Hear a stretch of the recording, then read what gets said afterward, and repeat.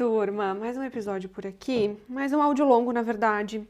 Ai, às vezes isso aqui é um podcast, às vezes isso aqui é só um áudio longo, porque vozes da minha cabeça falam demais e eu preciso ter uma conversa aqui, porque vocês também me ajudam a pensar, né?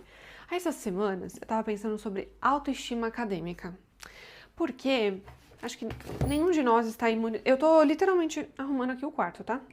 Nenhum de nós está imune à pressão acadêmica que colocam na nossa cabeça, assim, em uma certa medida de sermos perfeitas, e os estudos perfeitos, e a vida perfeita, e trabalhar também perfeitamente, e viver perfeitamente para pesquisa, para as coisas, para as leituras. E eu não sei, acho que a internet também potencializou um pouco a nossa obsessão pela perfeição, né? E ela é uma obsessão inexistente. E eu sinto, às vezes, que os ambientes podem nem necessariamente me forçar a ter essa perfeição acadêmica, mas eu meio que faço isso comigo mesma, né? Eu já conversei tantas vezes sobre uma leveza no mundo acadêmico. Essa semana eu gravei até um vídeo pro YouTube gente, tem 1 hora o negócio, que sou eu e vocês, cara a cara, conversando sobre a minha jornada acadêmica, desde assim do ensino médio, os meus primeiros trabalhos, as minhas primeiras fontes de renda e a academia, a pesquisa e trabalhos e revistas e publicações. Então, assim, se não sai essa semana, sai na próxima. Mas eu percebi hoje nesse vídeo que sim, eu já dei grandes avanços com relação a essa pressão e a forma como a gente tem combinado para viver nesse universo, mas em outros pontos, eu acho que eu fico também nesse mundo ideal, nessa procura do mundo ideal, assim. Eu não sou uma aluna que não lê, que raramente tem tempo, nem nada do tipo, porque como eu trabalho dentro da educação, fica mais fácil sim, não posso ser hipócrita, de dizer que eu relaciono muitos conteúdos, então muitas das vezes as coisas que eu vou estudar para uma aula, eu já vi aquilo, então já tenho base. Outras vezes eu vou conciliar um conteúdo aqui do doutoramento com uma aula que eu vou dar, com alguma palestra que eu preciso fazer. Então eu consigo habitar nos universos, não são coisas distintas, completamente diferentes, sabe? Áreas completamente diferentes. Mas, ao mesmo tempo, eu sinto, como todas nós, essa questão do tempo. O tempo tá indo embora, eu podia fazer mais, meu dia podia ter mais tempo, meu dia podia ter mais hora, mas eu nem queria entrar nesse papo. Eu queria mesmo falar sobre autoestima intelectual. Sabe quando você nunca olha e fala, cara, isso é sim o suficiente? Vamos ter o plano racional? Isso aqui é o que eu consegui fazer. Sabe? Parece que nunca é suficiente. E nos últimos tempos eu tenho trabalhado muito essa minha mentalidade. Porque, não tem como. Eu nunca vou ser como uma pessoa que, por exemplo, não tem 2 empregos. Eu nunca vou ser como uma pessoa que mora no próprio país. Eu nunca vou ser como uma pessoa que tem família e a rede de apoio e tal. Eu tenho que ter essa noção de que, eu tô primeiro fazendo meu corre, eu tô fazendo as minhas coisas. E segundo, eu tô tentando ao máximo, sabe? E que essa tentativa já é o meu melhor. Mas não é uma comparação com o outro, é uma comparação com aquela coisa do que deveria estar sendo feita o tempo inteiro. Enfim, e aí, esses dias eu tava em palestra, em congresso, acho que vocês acompanharam, né, em vlog e tal, beleza, não vamos nem voltar nisso. Mas, às vezes eu sentia uma coisa assim do tipo, fulano não é tão inteligente, ciclano também não é tão inteligente. E eu acho que isso vai pegando aqui aqueles lugares assim de inseguranças pra nós, porque a gente olha pra algumas pessoas e pensa assim, cara, se essa pessoa não é inteligente, então eu tô muito lascada, porque pra mim isso aí era o suprassumo da inteligência. Vocês já tiveram essa impressão? Eu tenho certeza, assim, isso não é uma experiência única na minha vida. Mas eu tava vendo dentro da pesquisa acadêmica atualmente alguns segmentos. E um deles, que tem sido super debatido, é o ChatGPT. Porque sim, o ChatGPT tem erros, ele apresenta besteira, apresenta erros, mas eu acho que o ChatGPT, ele tá para nós como o Google estava para antigamente. Para e pensa comigo. Quando começou essa onda do Google, Wikipédia, sei lá, os professores também eram super contra, eram radicalmente contra, aliás, né? Ai, meu Deus, pararam de pesquisar em bibliotecas, agora pesquisam na internet. Hoje em dia tá todo mundo usando aquilo, né? Tá todo mundo usando o Google, todo mundo super, sei lá, acho que até alguém das cavernas hoje em dia pesquisa no Google como fazer fogo, sabe?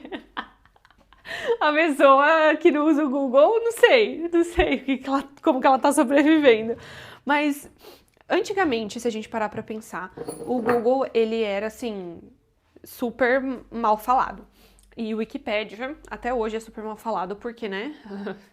A galera escreve qualquer coisa ali. Mas o lance do ChatGPT é que é uma tecnologia, gente, que.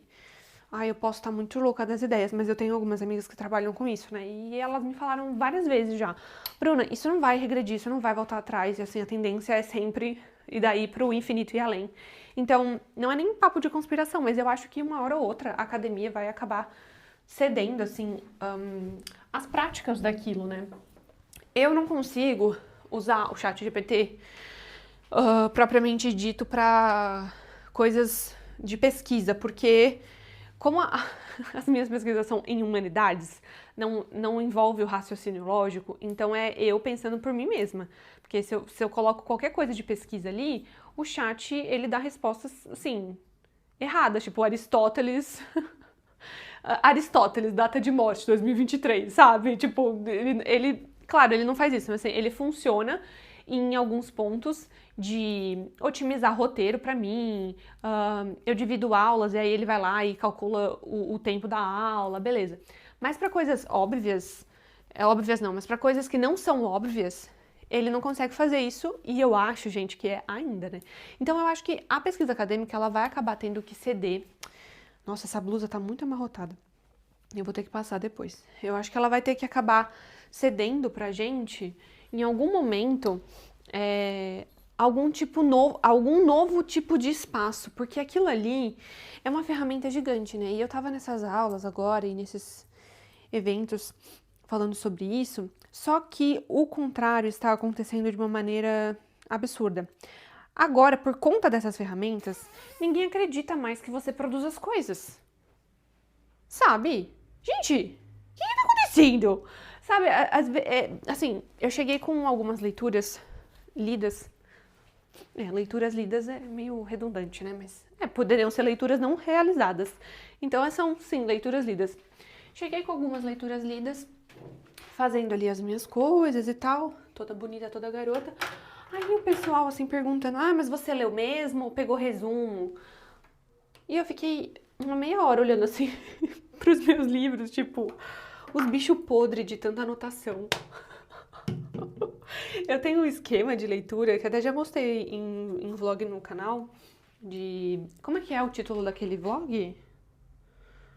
Ai, não sei, Como eu faço pesquisa acadêmica. Acho que é isso. Meu dia a dia na pesquisa acadêmica é um dos últimos vlogs que saiu e ele tá gigantesco. Tem, sei lá, 40 minutos, 50 minutos. É quase um filme, né? Tempo de um longa, de um curta, quer dizer. E aí, durante esses vlogs, durante aqui o podcast mesmo, às vezes eu acabo comentando, às vezes não, eu comento muito sobre as leituras que eu acabo fazendo. Então, assim, eu tava lendo Aristóteles, estava voltando em Platão, estava voltando em Sófocles, estava voltando agora também na Augustina, tava fazendo tantas... Nossa, esses últimos meses, menina, o que alguém... A gente não pode estar combinando de falar o contrário.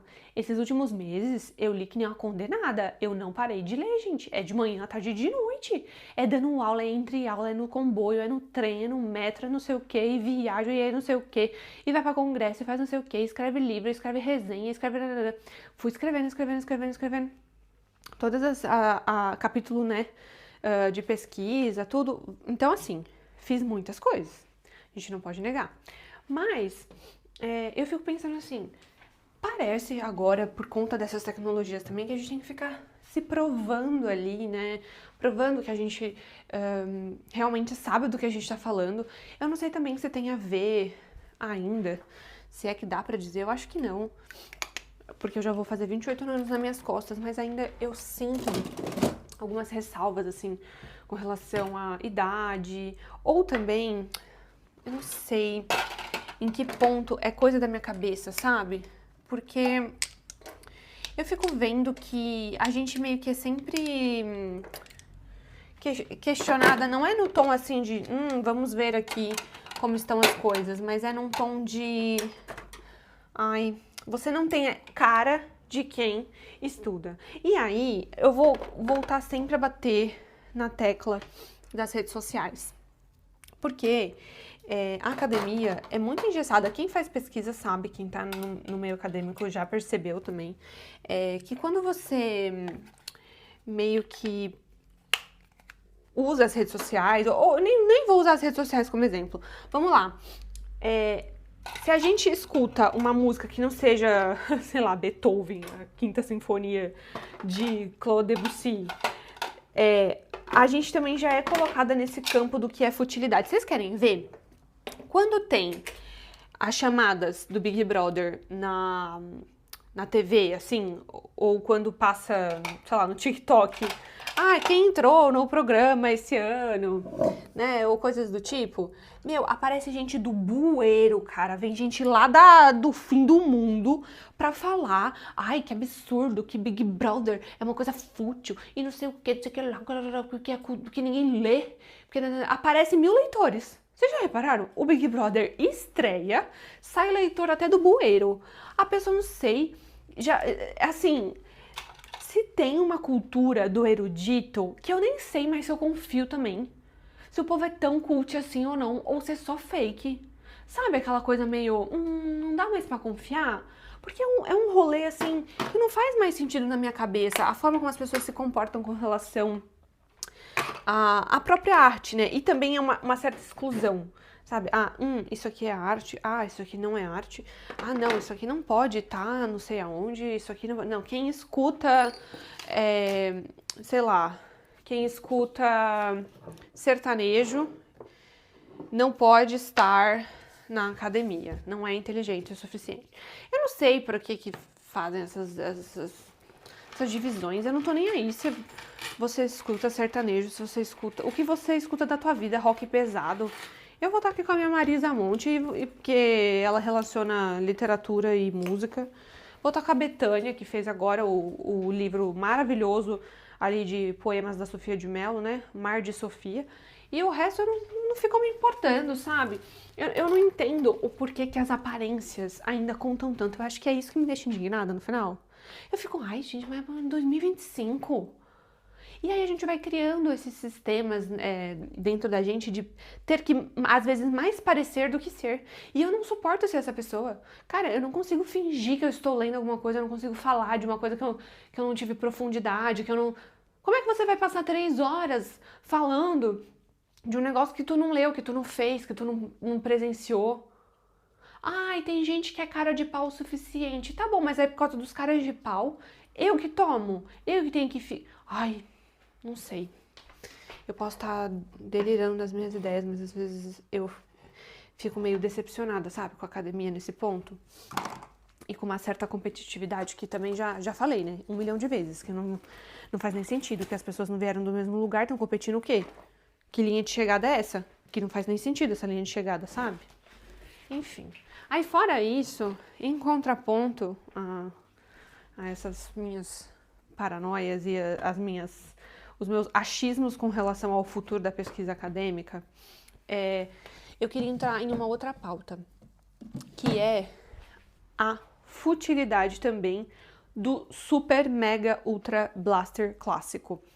E eu tô falando isso porque, pelo menos no meio da literatura, se tem uma certa rejeição com relação a autoras contemporâneas.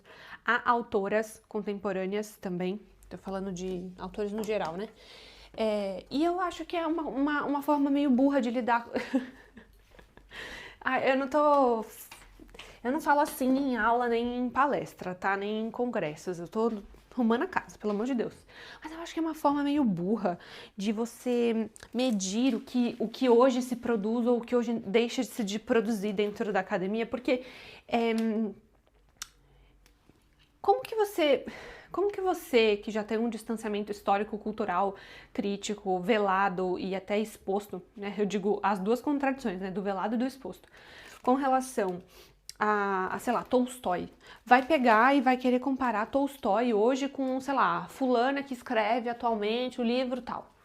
São comparações completamente injustas, porque são pessoas em épocas diferentes, em países diferentes, em contextos diferentes, em situações diferentes. E quem disse que só se lê mortos? Não faz sentido, porque vivos comem, primeiramente. São os vivos que comem, né? Já dizia a Célia Corrêa Loureiro. São os vivos que comem. E segunda coisa, é uma maneira muito... Não sei se é ortodoxa. Eu posso usar essa palavra? Ai, é que eu tô pensando muito nisso ultimamente. Mas eu acho que é uma maneira meio ortodoxa de se pensar na cultura, no fazer literário. E aí eu fico meio... Por que as pessoas ainda estão debatendo isso? Ai, nossa, você está lendo aí um livro contemporâneo, eu estou lendo Dostoiévski. Ué, isso aqui é o quê? Uma estrela na testa, Anaí?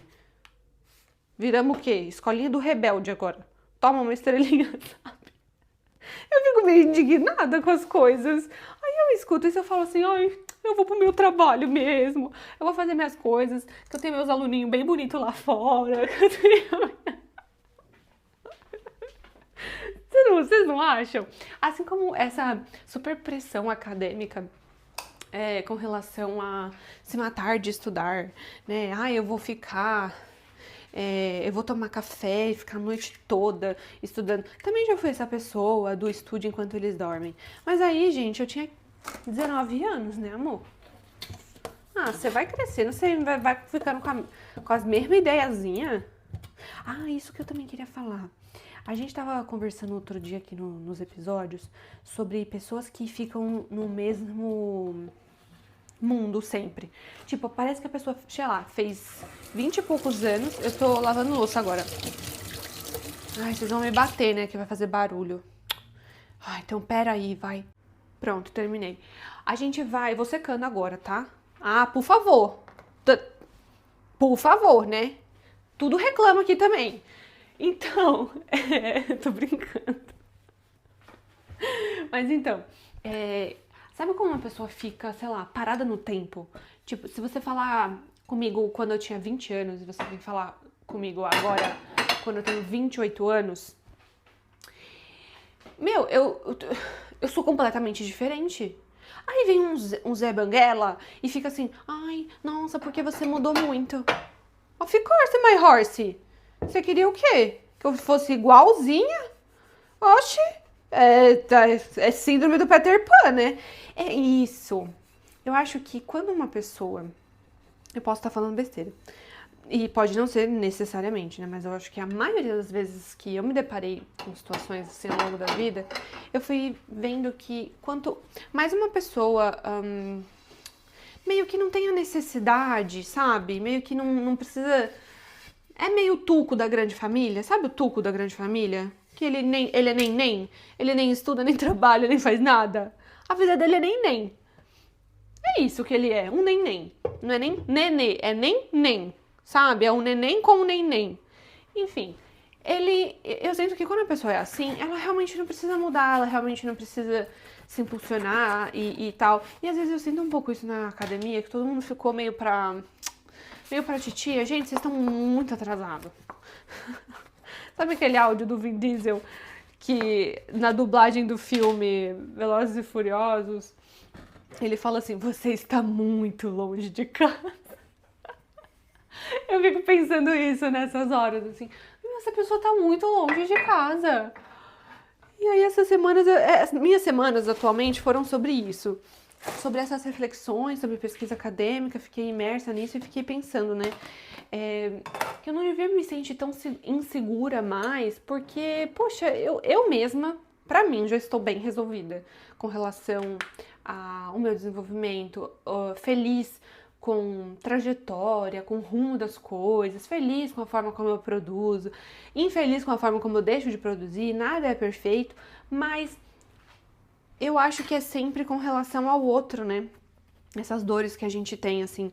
E eu acho que é importante voltar e ficar fazendo esse exercício de racionalização sobre o que nós temos feito. Eu li um livro infantil esses tempos. Ai, eu não lembro o nome do livro, que foi minha terapeuta que mandou. Quer dizer, ela não mandou, ela sugeriu. Que era basicamente assim, a história do elefante. Um elefantinho, ele foi preso. Ah, não, pera, primeiro, vou contar do início. É assim, ó. Era uma vez um elefantinho de um circo. Ele sempre ficava numa estaca de madeira. Então, o pezinho dele era preso por uma correntinha numa estaca de madeira. E aí, ele pega e você vê ele totalmente infeliz ali, querendo sair daquele lugar, mas ele fica sentado. Aí meio que você fala pra ele assim, querido, vamos levantar, vamos sair daí? E ele pega e assim, não, eu não consigo não, eu não tenho força. Só que claramente quando você olha, você fala assim, meu, este elefante, ele tem toda a força possível e impossível para sair daí do jeito mais fácil possível. Se ele espirrar, esse homem, esse elefante, consegue sair daí, né? Porque uma estaca de madeira fininha dessa, segurando um elefante grandão desse jeito, nesse tamanho, não faz nem sentido. Só que aí quando você vai lendo, em resumo, a história mostra pra você que ele, na verdade, acredita que ele tá preso por um negócio muito forte, porque quando ele era muito, muito pequeno, ele tentou sair muitas vezes e não conseguiu, porque de fato, quando ele era pequenininho, a patinha dele era curta, o peso dele era pouco, então ele não era mais forte do que a estaca de madeira. Mas com o passar do tempo, ele só desiste, ele vai desistindo de tentar sair dali. Então, por mais que ele esteja grande, enorme e tal, ele só sai dali quando começam a falar pra ele que é possível sair dali. Então, eu acho que é isso, esse exercício de você começar a enxergar que é possível sair dessas ideias, é possível sair desse lugar em que, poxa, ai, nada muda, ai, tá tudo difícil, ai, não sei o quê. Não é também num papo coach, não. Mas eu achei interessante esse livro porque muitas vezes eu preciso ficar lembrando que eu já não sou mais tão iniciante assim, eu já não sou mais tão nova assim. Eu acho que os meus 20 anos, eu estou falando mesmo assim, os 20 redondo, foi um ano para mim de muita insegurança, porque eu iniciei na pesquisa acadêmica, então eu tinha muitas inseguranças e eu lembro delas ainda, sabe? Mas poxa, eu já tô... Essa semana eu faço 28 anos, gata. Poxa, 8 anos a mesma história. Não, não é possível. Uma hora tu tem que mudar, né, Bruna? Então, eu fui nesses últimos anos, agora nesses especialmente 2 últimos anos da vida, trabalhando isso. Por isso que, inclusive, eu aceitei fazer o doutorado. Ai, vocês têm que ver depois o vídeo lá do canal, né? Por isso que eu aceitei depois fazer mesmo o doutorado de um jeito novo, de um jeito diferente, porque eu me senti emocionalmente mais preparada para isso, porque era uma coisa que eu de fato não estava preparada antes. Então eu acho que essa visão de mundo no universo acadêmico que a gente precisa desmistificar também, sabe? Eu não sei se também é certo eu ter esse tipo de conversa na internet, porque já me falaram que não era, porque pronto, você é professora, você não pode falar que você também tem inseguranças com relação a conteúdos literários ou aprofundar. Não é conteúdos literários assim, vou dar uma aula de Fernando Pessoa. Eu consigo falar de Fernando Pessoa 3 horas seguidas com toda a profundidade teórica possível, mas o que eu tô falando é formular novas ideias, formular novas coisas dentro da pesquisa. Então, às vezes, assim, Bruna, não fala assim que você também tem inseguranças, porque os seus alunos podem achar que tu não tá preparada ainda o suficiente academicamente. Mas eu acho que isso pode acontecer agora, comigo tendo 28 anos quase, ou comigo tendo 50 anos. Ou porque eu pelo menos nunca vi uma pessoa de 50 anos falando, eu sei tudo de tudo do mundo, eu sou a dona da verdade, eu sei tudo do planeta Terra, não há dúvidas para mim. Até porque, se for pensar por essa lógica, eu acho que aí a vida perde total sentido. É aquela velha coisa, né? Que acho que a nossa geração viveu muito e a gente tá ainda em desenvolvimento com relação a isso. O famoso medo dos 30. O famoso medo de de chegar numa idade em que se há muita expectativa, então eu tenho que ter feito todas as coisas até os 30. E eu sempre me perguntei, desde muito pequena, tá? Desde a adolescência mesmo, o que seria então na minha vida se eu já tivesse tudo até os 30? E os 31? A minha preocupação sempre foi essa. Eu sempre achei que poderia tudo ficar muito chato, tudo ficar muito fútil, tudo ficar muito insosso. Todas as áreas da vida tem que estar resolvida até os 30, mas isso não é muito... Eu acho que isso é uma visão muito infantil da própria vida, porque existe tantos anos depois disso, aliás, os 30 são o quê? Nem metade da nossa existência. Então não faz muito sentido essa ideia pra mim, e eu acho que, sobretudo, já falei isso várias vezes até em vídeos e tal, mas acho que sobretudo agora também, fazendo os 28, eu tô ainda mais ansiosa pra descobrir essas coisas, sabe? Pra descobrir o depois, pra descobrir e agora, quais são os próximos passos e e como o principal é eu estar feliz nesse processo. Então, uma coisa que não falam no universo acadêmico é isso. Você tá curtindo? Tá te fazendo bem? Tu tá feliz ali? Tá gostoso? Porque eu não sei, a gente tem uma pressão às vezes, pra mim não faz. Eu acho que esse episódio deveria ser não faz sentido. Porque não faz sentido pra mim essa pressão acadêmica de saber tudo pra ontem. Meu amor, eu estou aqui, ó, degustando a vida. Vocês já me viram comendo chocolate? Eu acho que era essa experiência que a gente devia ter. Sentar eu e você aqui, pegar um chazinho e comer chocolate. Porque eu como chocolate com a maior calma do mundo. O mundo tá acabando. Cara, eu estou comendo meu chocolatinho. Eu como assim, ó, a prestações. Calmíssima, meu momento. That's my moment. Eu não vou correr com uma coisa que eu gosto. E eu acho que a gente começou a ter esse processo de aceleração também no mundo moderno, contemporâneo, e aí a gente até poderia falar agora sobre o Burke. Tem um autor chamado Edmund Burke. Uma tradução, aqui em português de Portugal, eu não sei como é que tá essas edições no Brasil. Eu precisava dar uma olhada, né, pra falar melhor pra vocês, mas pronto. Tem uma edição que eu li agora para umas pesquisas. Bom, esse cara é super polêmico, porque ele é o pai do conservadorismo. Aí, outro dia eu postei uma foto lendo esse livro e falaram assim: você tá lendo o pai do conservadorismo, não pode ler, E aí só que assim, eu tô lendo ele e eu tô lendo o Utopia. Eu tava lendo, né? Vocês viram também o Utopia do Thomas More. Eu tava assim, o quê, meu amor? Aqui o gato e o amigo são amigos. Quer dizer, aqui o gato e o cachorro são amigos porque eu quero tudo da vida. Mas beleza, tava fazendo umas análises assim bem legais, vai sair ainda coisa sobre isso. E aí, o livro é Uma Investigação Filosófica acerca da origem das nossas ideias do sublime e do belo. E a temática do livro eu acho que se encaixa perfeitamente aqui pro que a gente tá falando, porque ele vai falar que o ser humano, ele se choca mais, ele presta mais atenção no que é sublime do que no que é belo. E eu acho que é aí que tá a nossa inversão na modernidade. Por quê? A gente fica muito mais chocado, sei lá, com um vulcão em erupção, com, nossa, brigas e todo mundo gritando e não sei o quê, do que com a paz, a resiliência. Então, assim, sei lá, se a gente tem um vulcão em erupção, esse exemplo é meu, tá? Não é do livro, porque ele não fala assim igual uma criança de 5 anos, mas pronto. Tem um vulcão aqui em erupção. E tem também do lado, assim, um buquê de rosas.